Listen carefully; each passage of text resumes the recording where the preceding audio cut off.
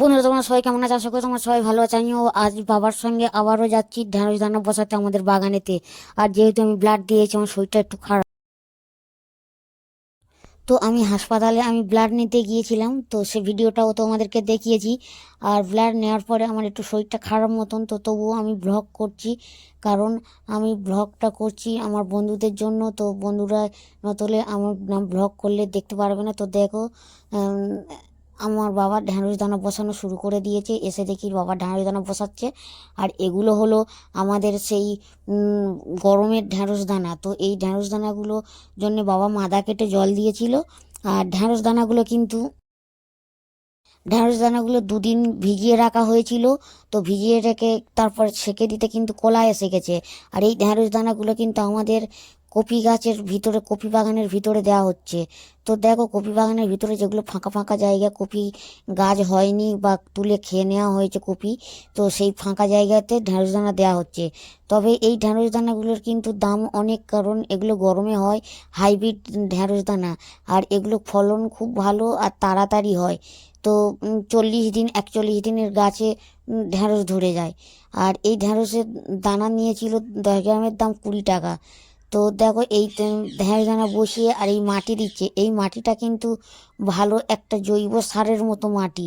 যেহেতু এই মাটিটার সঙ্গে মুরগির পায়খানাও আছে, এটা কিন্তু লোকে শুনলে একটা হবে, এগুলো শুকনো অনেক দিনেকার খদ মাটি বলে। তো দেখো, আস্তে আস্তে এইগুলোও দিচ্ছে ঢ্যাঁড়স গাছের ওপরে। তো দিয়ে তারপর আবারও আরেকটা লাইন মাদা কাটা হচ্ছে। তো এতেই আবার ঢ্যাঁড়স দানা দেওয়া হবে। তো 10 গ্রাম ঢ্যাঁড়স দানা আমাদের এর ভিতরে কিন্তু ধরবে না, যেহেতু আমাদের 10 গ্রাম ঢ্যাঁড়স দানা ভিজিয়ে কলা হতে অনেকগুলো হয়ে গেছে। আর এই ফুলকপিগুলো কিন্তু আমাদের গাছে কিন্তু এবছর ফুলকপি ধরেনি। তো আমার মনে হয় ফুলকপি গাছগুলো তুলে দিয়ে যদিও 2 লাইন আরও এক্সট্রা হতো ভালো হতো। তো গাছ আছে তো, যেহেতু তুলতে মায়া লাগে। আর এগুলো হলো বাঁধাকপি গাছ। দেখো, বাঁধাকপি মোড় ধরে গেছে, দেশি বাঁধাকপি, খেতে ভালো লাগে। আর ওই বাবা জল দিল, আবারও গাছ বসাবে।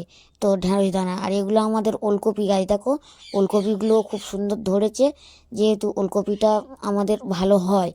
আর বাঁধাকপিটাও হয়েছে, মোট ধরেছে, ধরবে সরস্বতী পুজোর মধ্যে। বাঁধাকপি ধরে যাবে। তো এই দেশি বাঁধাকপির টেস্টও খুব সুন্দর হয়।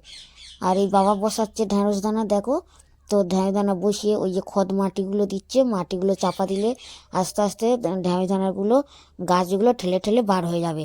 তারপরে আমাদের পাশে, বাগানের পাশে দাদার বাড়ি ছিল। তো একটা দাদার বাড়িতে গেলাম, গিয়ে দেখি ফুলের গাছ এনেছে। তো শীতের সময় তো প্রচুর রকমের ফুলের গাছ। আর ফুল গাছগুলো দেখতে দেখতে, আমার তো ফুল গাছ দেখতে খুব ভালো লাগে। তো এগুলো গোলাপ গাছ, গোলাপ গাছগুলো খুব সুন্দর হয়েছে। দেখো, গোলাপ গাছ কত সুন্দর, গোলাপ গাছ, গাঁদা ফুলের গাছ। আর ওই ফুলটা কি ফুল জানি না, ওটা অনেক দিন করে মানে থাকে। এমনকি পাপড়ি কেটে রেখে দিয়েছে জলে, 12 দিন আছে। দেখো গোলাপ গাছগুলো, দেখো গোলাপগুলো খুব সুন্দর। এই গোলাপ গাছগুলো কিন্তু 3-4 বছর আগেকার গোলাপ গাছ। তো এরা কাটিং করে করে রেখে দেয়। এগুলো হলো চায়না গাঁদা আর এইসব ফুলের গাছ। তো ফুলের গাছগুলো খুব সুন্দর, দেখো। তো ফুলগুলো হচ্ছে। আর এই গোলাপ গাছ, গোলাপ গাছগুলোও ভালো। তো বাগান থেকে একটু সরে আসলাম, এসে আমি ফুল গাছের দেখতে ভালোবাসি, তো সেই জন্য ফুল গাছের এসে তোমাদেরকে দেখাচ্ছি। দেখো, লাল গোলাপ, রক্ত গোলাপ। তো সত্যি রক্ত গোলাপের একটা আলাদা মানে সৌন্দর্য। তো যত রকমের গোলাপ হোক, সৌন্দর্য। তারপরে চলে এলাম আমাদের আবার বাগানে। তো আমাদের বাগানে আবার এসে দেখলাম এবার পালং শাক দেখাচ্ছি। দেখো, সেই ছোট পালং শাকে সার দেওয়া হচ্ছিল, কত বড় হয়ে গেছে দেখো, এখন খুব সুন্দর সবুজে সবুজ। আর ডাঁটা হয়েছে পালং শাকের। এই পালং শাকের স্বাদ আলাদা, টেস্ট আলাদা। সেই ছোট ছোট বিন কড়াই গাছ পাকাটিতে বাঁধা হচ্ছিল। দেখো, বিন কড়াই গোটা গাছে থোকো থোকো বিন কড়াই ভরে গেছে।